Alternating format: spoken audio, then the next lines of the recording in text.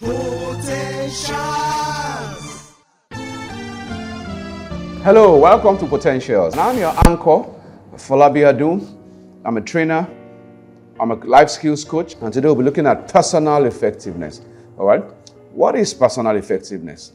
Personal effectiveness, in the simplest definition, all right, simply refers to how productive, how effective are you? How result-oriented are you in whatever it is you do? Some of us are working, some of us are into private practice, some of us are wherever you find yourself. Do you stand out? Do you add value to the team, or you are the person who is pulling the team back?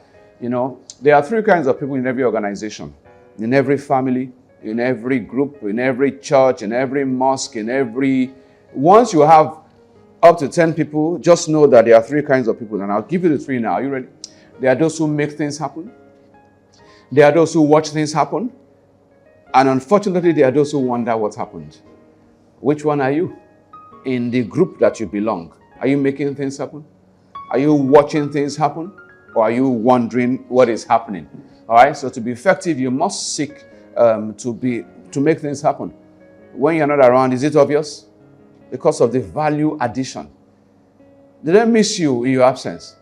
Or it's good riddance to bad rubbish?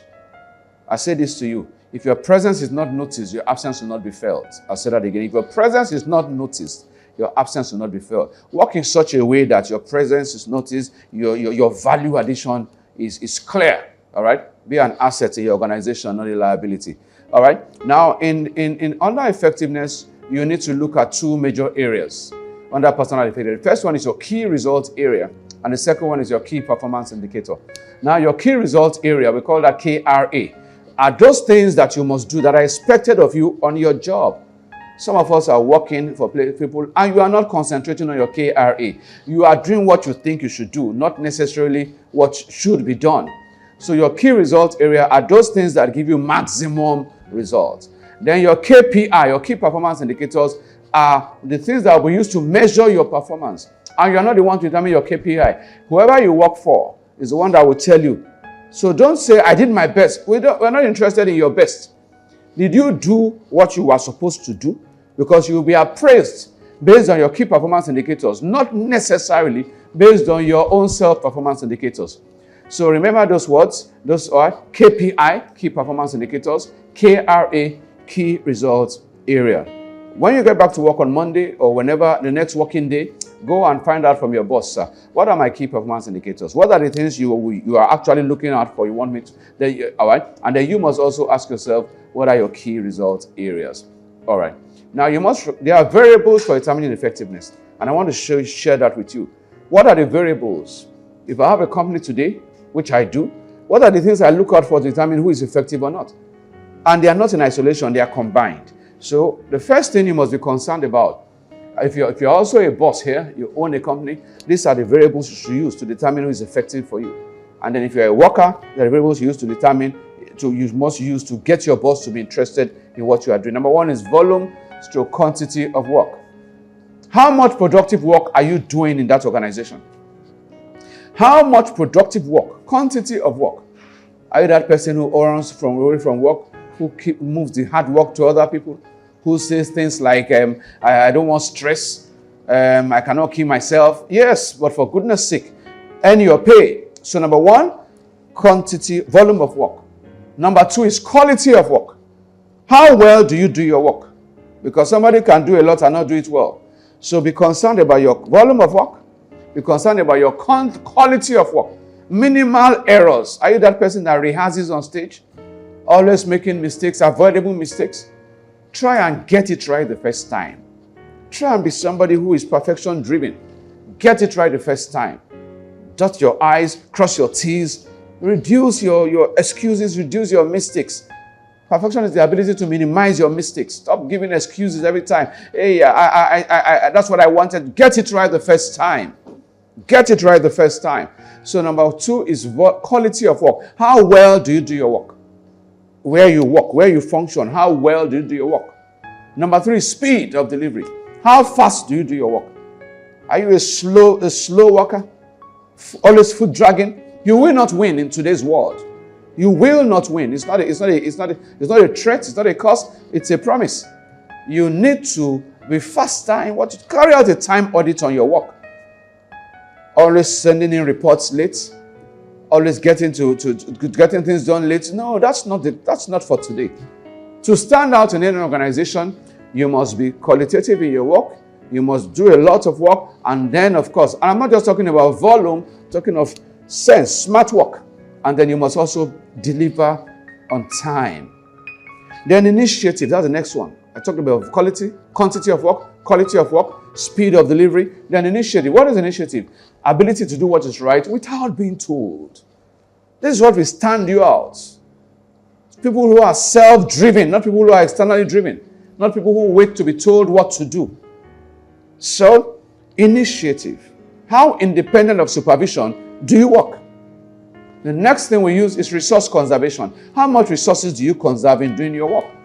Because if I have two people working for me, one spends so much money to do the same thing the other guy has done at less amount, I'll go for the guy who's spending less. In your organization that you work in, your group, do you waste power?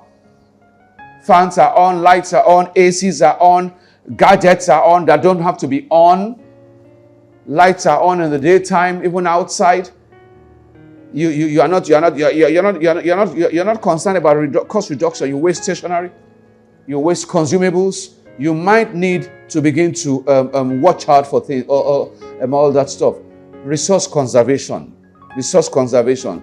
Don't waste resources just because you want to get the thing done. All right? Then customer care.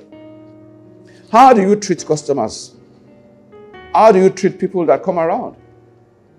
No matter how well you do your work, if you don't relate well with people, if you're not you're not good in service delivery, customer care, you still will not be effective. Don't let people be complaining about you. I like that company, but Mister, this is the only problem. No, that means that you don't do that right. Then team playing skills. We look at that also. Your cooperation. Do you cooperate with your colleagues? Are you a team player, or you are somebody who doesn't relate well with people? Then personal organization. How organized are you? How organized are you? Are you a forgetful person? Are you somebody who is always making excuses? You're not, all right? So personal organization. Then acceptance of correction. How easy is it for you to be corrected? These are things that, please, if you're an MD here, you're a business owner here, please use this to appraise your subordinates, your workers. Acceptance of correction. Is it easy for you to be corrected? Are you that person that when you're being corrected, you don't even let them talk? Yes, I know now. That's what I wanted to do. I've heard you. No, keep quiet and let your boss correct you. And then lastly, punctuality. To be effective, you have to be punctual. It's part of it, punctuality. Are you known for punctuality? Have you made punctuality a personal policy of yours? So, those are variables amongst very many others. And let's add one more, honesty and integrity. Do you have an integrity deficit where you work? You can't be trusted? Then you are not effective no matter how well you do every other thing. Are you shortchanging the organization? Are you siphoning the organization's money out? Is that how you work? You can't account for it, yet you are delivering beautiful projects, beautiful customer care, but you are still not effective. So honesty and integrity are key. All right. Now, let's go on now. Vital tips for making yourself more effective on your job or in your business or whatever, in your group. Vital tips for making yourself more effective. Number one, you must have a clear understanding of what is expected of you at all times. Have a clear understanding. If you are not clear, ask questions, seek clarification. It is better to ask questions than to make mistakes and mess things up. So please, whatever you are doing for anybody, make sure it is what the person wants and how the person wants and when the person wants it. They are not the same thing. Number two, see how you can improve your speed without compromising your quality of delivery. That's another thing you need to consider, improving your speed. Next, set daily specific goals for yourself and strive to achieve those goals. Strive to achieve those goals. Don't set goals that you'll not work on. All right, next, you must recognize that you are part of a chain. You are part of a chain, and so failure on your part is failure on the entire team. Because the strength of a chain, of a rope, is its weakest point. So make sure because you are part of a team, do your own. Do what is expected of you. Don't get to work and be doing other people's job and you leave your own. Do what you should do so that the team will not suffer. All right? Next, explore the possibility of multitasking where possible and where practicable. Try and multitask. Try and multitask. Don't be that person that says, this is the only thing I would do today. Try and multitask, all right? Next, be more personally organized. All right? Plan your day before it begins. Next, communicate clearly and effectively. Ensure that whenever you communicate, you are understood. It's important. Under communication, we have what we call the 4 laws of communication. Communication must be easy to receive. Whatever you are saying or writing must be easy to receive. It must be easy to understand. It must be easy to remember. And it must be easy to transfer. What do I mean? If I'm writing, legible writing. If I'm talking, audible voice. That is easy to receive. It must be easy to understand. Use the right choice of words. Don't use words that people cannot understand. Instead of saying comments, if you know you are talking to people who are not too good in the English, instead of saying comments, you can say start. Everybody knows what start is. Instead of saying terminate, you can say end. Instead of saying proceed, you can say continue. Instead of saying perambulate, you can say move up and down. Just communicate in such a way that the dullest person in the group will still understand you. Easy to understand. Then easy to remember. Ensure that you have some points that people will remember what you have said. And then easy to transfer. At the end of the day, if somebody who was not there, ask somebody who was there, what did Mr. Michael say? Can they transfer it? Or they will say, well, I actually don't know. He spoke. He spoke. In all honesty, he spoke. But I don't know what he said. So whatever you say must be transferable. So what are the 4 laws of communication? You remember them? Easy to receive. Easy to understand. Easy to, what's the next one? Remember. And then easy to transfer. That's for communication. So communicate better. And then like I told you, in one of the editions, let there be courtesy in your communication. Don't be a rude person. Don't say shut up. You can say lower your voice. Don't say it's a lie. You can say it's not true. Don't say get out of my office. Say leave my office. Don't say I'll slap you. Don't let me hit you. Don't get me upset. You are a stupid guy. You know you're a naughty chap. That's better. That's a better. So learn to communicate in such a way that you do not compromise courtesy. All right? Next, listen more than you talk. To be effective, you must be a good listener. You just must listen more than you talk. When you talk, you repeat what you already know. When you listen, you learn. And listen to understand. Don't listen to respond. Listen, keep quiet and let them absorb everything, and then you can now respond objectively and without bias. All right? Next, be a good team player wherever you are. In your office, in your church, in the mosque, in the alumni, in the group. Be a good team player. Don't be anti-establishment. Don't be the spoil sports. Don't be the person who is always drawing the group back. Everybody says, yes, you are the only one. Yes, I'm not saying you must follow the crowd. I am not an advocate of people following the crowd. I don't follow the crowd except the crowd happens to be going my way. So my movement is not based on the crowd. It's where I'm going. If everybody is going left and I'm going right, it must be based on principles. But for goodness sake, be pliable. Be somebody who people can easily convince. Don't be somebody who is always putting a clog in the wheel of progress in your group. Be a good team player. Relate well with people. Be patient. Be accommodating. Next, make punctuality a personal policy. If you want to be effective in whatever you are doing, be a punctual person. Be a punctual person. Don't say nobody will come early. That's not the point. Make punctuality a personal policy. Carry out your work with the highest sense of responsibility. Don't joke with your job. Don't joke with your responsibility. That job that you are saying you're not getting enough money from, but it's still something. There are 4 things your job gives to you. Let me digress and tell you that. Because many of us are saying, you only look at the salary. How much are they paying me that this man is asking me to be more conscientious, take it more seriously? Let me talk to you about your job now. Your job gives you 4 things. You might not be aware, I'll tell you that. The first thing your job gives you is money. That's what we call salary, which we all know, we all agree is not enough. Yes. Whatever you are earning will never be enough because needs gravitate towards income. If you are earning ₦1 million now, your needs will reach that. The day you begin to earn 10 million, your needs will rise to that 10 million level. So I'll say it again. Needs gravitate towards income. So the problem is not just about your income, but your job gives you income. It gives you salary. Number two, your job gives you experience. I want you to know that. Your job gives you experience. The more you do the job, the better you are on the job.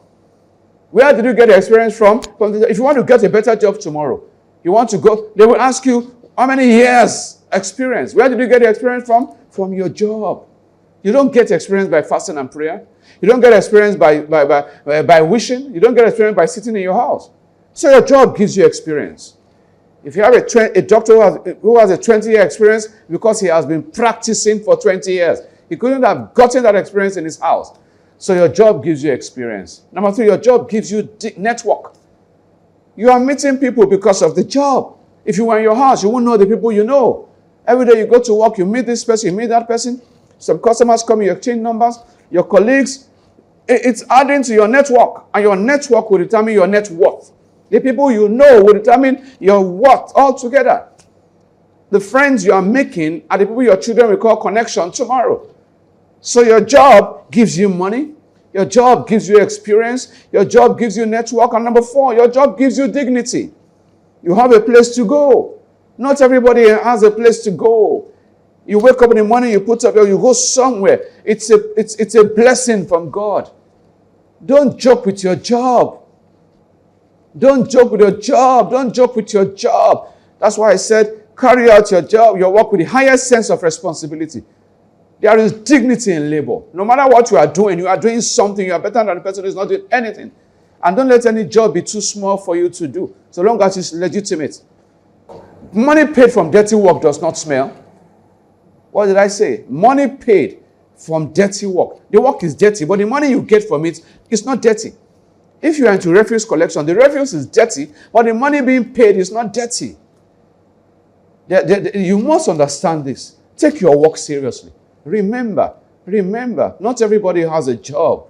Not everybody has a place to go. Not everybody has a business.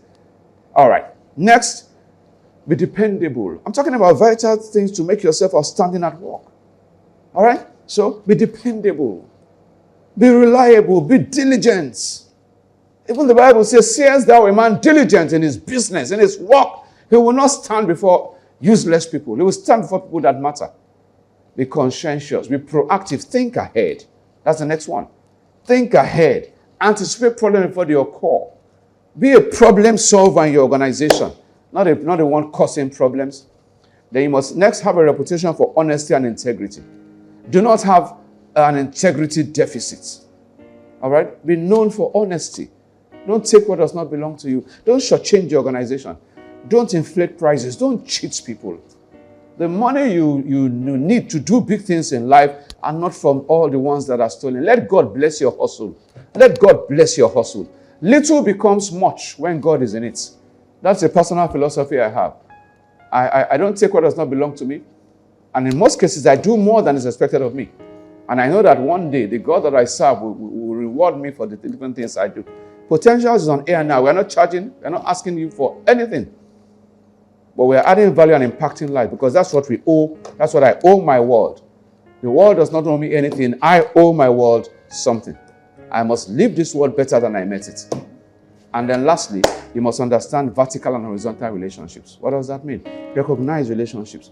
When it's vertical relation with your superiors and your subordinates, when it's horizontal with your colleagues. Don't be a rude person. Don't be somebody who cannot understand when a relationship has changed. There are things you say horizontally. If you say them vertically, you could get into trouble. So understand vertical and horizontal relationships. All right. Lastly, vital qualities of an outstanding staff. Number one is always punctual to work. An outstanding individual is always punctual. He's fast in carrying out his responsibilities. He has initiative. He gives customers regard and respect. He always seeks the good of the organization he belongs to. He's hardworking and dedicated. Relates well with other personnel. He has good, is a good team player. He's honest and sincere in all his or her dealings. He does more than is expected. Somebody said ordinary staff do what they are paid to do. Extraordinary staff do more than they are paid to do. That extra is what makes you stand out. He's loyal to the organization. Does not engage in conflicts of interest. He's respectful and recognizes considered authority. He's hardworking. He's safety conscious. He acts responsibly at all times. And so on and so forth. So I'll round up by asking you some questions, which I'd like you to ask yourself. Number one, am I doing the best and the most I can do on my job? Are you doing the best and the most you can do on your job? Are you self-driven or you're externally driven? Are you dependable? Are you reliable? Are you diligent on your job? Are you conscientious? Are you a target-driven individual? Do you set goals? Do you multitask or you only single task? Are you loyal to the organization you belong? Are you an asset or you're a liability to that organization? Are you adding value to the organization? Are you making things happen or you're watching things happen or you're wondering what happened? Are you a positively minded individual? Are you contributing to the progress of the organization? And lastly, and most importantly, if you leave the organization today, will your absence be felt? Or it will be good riddance to bad rubbish? These are thoughts I have for you, and I'm sure you've learned one or two things from them. Personal effectiveness. Afolabi Adun is my name. The contact is 080-6121-4116. Thank you, and God bless you. Remember, Potentials is open for sponsorship. The contact once again, 080-6121-4116. Thank you. See you at the top, because that's where you are destined to be. Potential.